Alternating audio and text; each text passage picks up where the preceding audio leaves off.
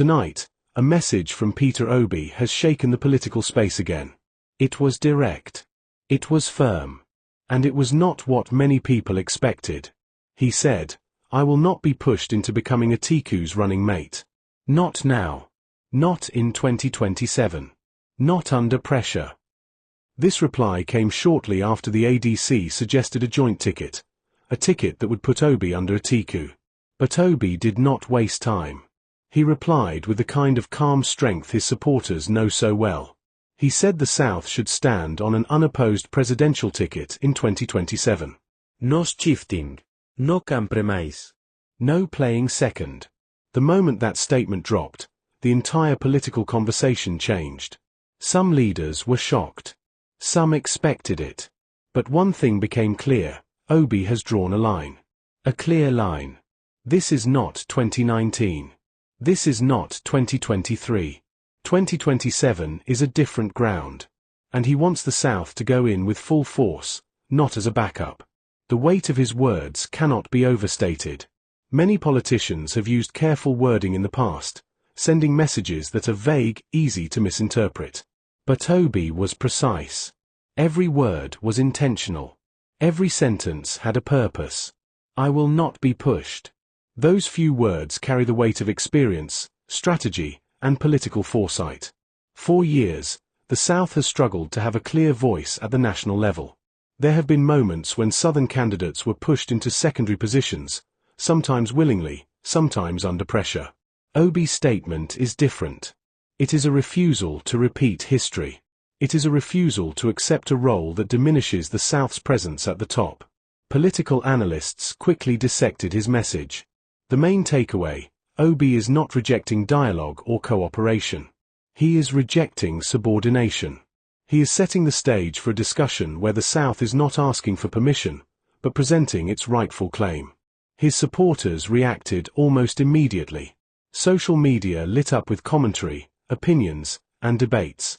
Some celebrated the firmness, calling it a stand for dignity and fairness. Others questioned whether this could create tension with other parties or weaken strategic alliances. But the overwhelming sense was this: Obi's message was bold, confident, and unmissable. To understand the full weight of this, you need to know the context. The ADC's proposal was not just a suggestion. It was a test of loyalty, a subtle way of influencing decisions, and a reminder of past political structures. Obi faced a choice: accept the proposal quietly, create a compromise, or assert a clear boundary. He chose the latter. And the clarity of that choice matters. In politics, ambiguity can destroy influence. A hesitant response could have been twisted into agreement. Silence could have been interpreted as consent. But Obi's words removed all doubt. There is no room for misunderstanding. He will not play second fiddle, and the South deserves a full claim. Even more, the statement reflects a long-term vision. Obi is not thinking only about one election cycle. He is considering 2027 in the context of decades of Southern political history. His reply is not about one candidate or one moment. It is about shaping a process where fairness is not optional but expected. It is about creating a political environment where the South can confidently present its own leader without interference or compromise. Some may argue that the statement is risky. Bold statements often carry consequences. But Obi has always played a strategic game. He knows that leadership is not about pleasing everyone.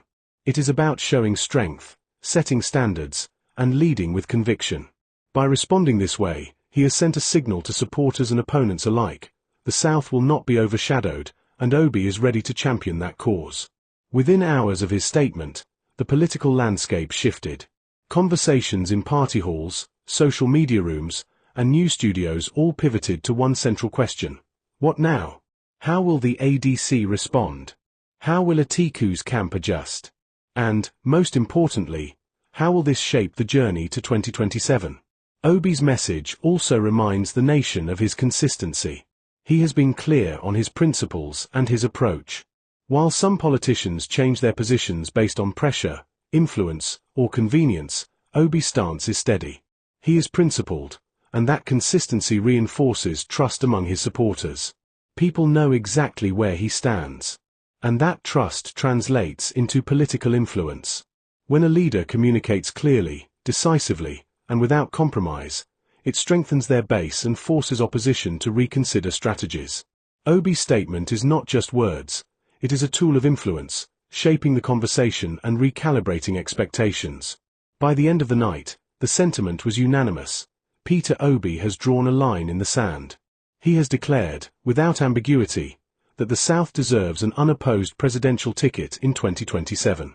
He will not be pushed, persuaded, or compromised.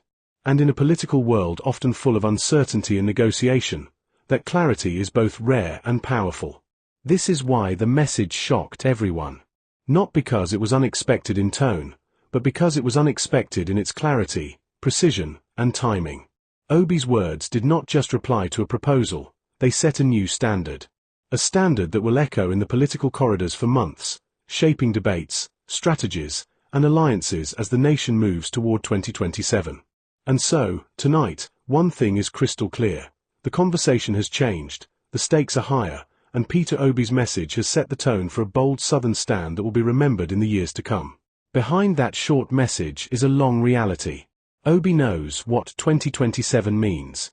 He knows the pressure coming from different camps. He knows the expectations of millions of supporters who have waited for the South to claim its space. And he knows that any wrong move now could weaken the South's position before the race even begins. So his reply was not just personal. It was strategic. Every word, every pause, every sentence was measured. He understood the weight of agreeing to be a running mate. And he understood what saying no meant for the Southern political agenda. Some people see politics as a game of compromise. They see alliances as simple math.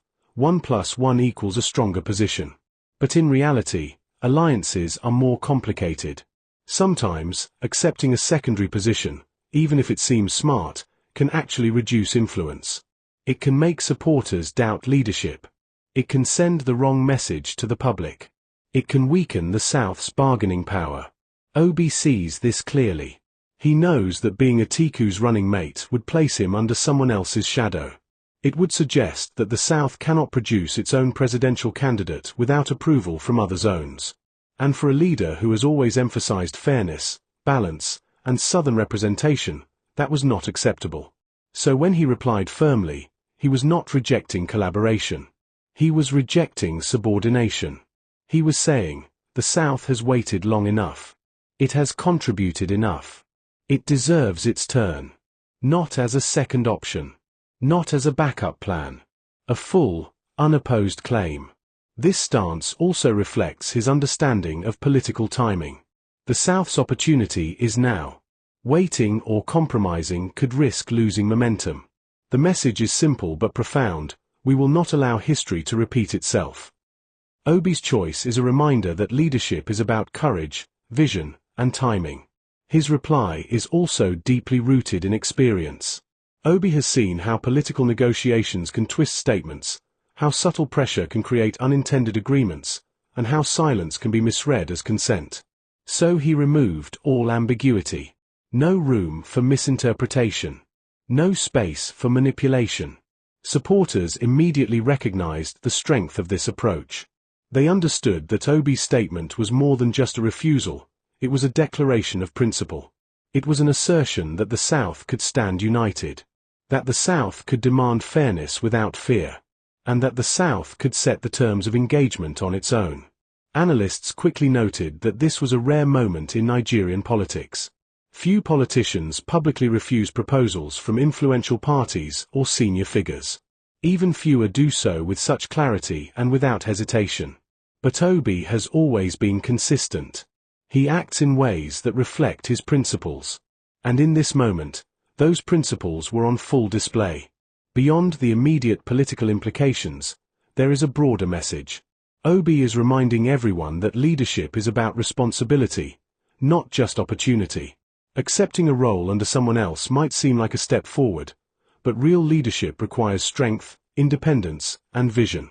The South's voice deserves clarity, confidence, and prominence. Every word Obi used also shows awareness of the emotional weight of this moment. Supporters have waited for years to see a candidate who stands strong. They have watched compromises, negotiations, and alliances that sometimes reduced Southern influence. Obi's firm stance is a response to that long history. It is a signal that the South is ready to lead, fully and proudly. Some may still question if this refusal will create tension with other parties. But Obi has considered that risk. Strong leadership often comes with risk. But the risk of compromise, of losing Southern influence, is far greater. By drawing a line now, he strengthens his position and signals that any future negotiations must respect fairness. By the end of the day, the lesson is clear. This is not a simple no. It is a strategic, thoughtful, and principled stance. It shows foresight. It shows leadership. It shows an unwavering commitment to the South's rightful position in Nigerian politics. And so, while the message may have seemed short, it carries long-term weight. It forces every political actor to rethink strategies. It signals to supporters that leadership is not given. It is earned, claimed, and defended. Obi is ready to defend that claim. And the South, for the first time in a long time, has a leader making that stance clear from the start. In short, Obi's reply was not just about one proposal. It was about principles, strategy, history, and vision. It was about ensuring the South is prepared, united, and ready to lead in 2027. It was a stand that will shape political conversations for months to come. And that is the real reason Obi stood his ground. Not for ego. Not for conflict. But for the future. For fairness. For the South. Now the political field has changed. Peter Obi's firm statement has shifted the conversation, and everyone is paying attention. The ADC must return to the table. Atiku'S camp must rethink its strategy. Other parties and regional leaders are watching closely. Obi's refusal to be a running mate is not just a personal decision, it is a political signal. It says that the South will not accept a secondary role. It says that the South will present a clear, unopposed presidential ticket in 2027. And it sends a challenge to anyone who might think they can ignore that. This is the beginning of a fight, but not the kind of fight with drama or conflict in the streets. This is a fight of strategy, influence, and preparation. A fight to secure the South's voice. A fight to define who will lead and how the next election will be structured. Obi has made it clear that pressure, persuasion, or deals will not change his position. The political world will test him. There will be attempts to pull him into alliances that reduce his independence. There will be suggestions that compromise is necessary for unity or strategy. But Obi is prepared. He understands that every decision now will shape the political landscape for years. Supporters of the South are already energized. They see his clarity as a call to action. They see his stand as a symbol that the South can claim leadership without waiting for approval from others. It is a message of empowerment, one that inspires confidence and determination. For other parties, Obi's decision is a wake-up call. It forces them to recalculate their strategies. They can no longer assume the South will settle for a secondary position. They must now approach the 2027 election with a clear understanding. The South is united, firm, and ready to lead. But this firm stance also comes with risks. Politics is unpredictable. Even the best-laid plans can face obstacles. Alliances may shift. Public opinion may fluctuate. Opponents may attempt to divide supporters or create tension. And pressure will intensify as the election approaches. Obi knows this. He is not naive about the political landscape. That is why his statement was precise, measured, and immediate. By communicating clearly now, he reduces the chance for manipulation. He removes ambiguity. He sets the terms for negotiations and alliances in the months ahead. The broader significance of this moment cannot be overstated. For the South, it signals a new era of confidence. For the nation, it signals a shift in the balance of political power. For supporters of fairness and transparency, it is a demonstration of leadership that is principled, decisive, and focused. From this point forward, every political calculation must consider Obi's position. It will affect how parties form alliances. It will influence campaign strategies. It will define debates and negotiations. And it will shape the discourse around the 2027 elections. Obi's message also serves as a lesson in leadership. True leadership is not about taking the easiest route. It is not about agreeing to everything for short-term gain. It is about understanding principles, assessing risks, and taking stands that reflect vision and responsibility. In saying no to a running mate role, Obi is demonstrating exactly that. This clarity will also strengthen his base. Supporters know where he stands. They trust that he will not compromise on key principles. They feel represented, respected, and motivated to act. That trust is invaluable in politics.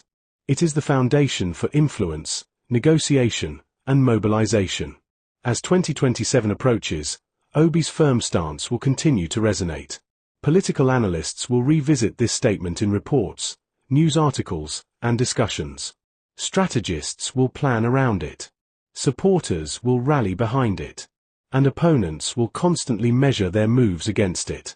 Ultimately, the message is simple: the South will stand united. The South will present its own presidential candidate. And Peter Obi will lead that charge without compromise. This is a bold message. It is a risky message. But in politics, the greatest leaders are often those who take bold, principled risks. By drawing a line now, Obi is not only shaping the 2027 election, he is shaping the future of Southern leadership for decades to come. Tonight, the stakes are higher. The conversation has shifted. The players have recalculated. And Peter Obi's stand has set the tone for the months and years ahead. The fight is not over. It is only beginning. But one thing is clear: the South has a leader who will not be pushed, who will not compromise, and who will demand fairness. The next chapter of Nigerian politics is being written. And Peter Obi has made sure his pen is strong, steady, and unshakable.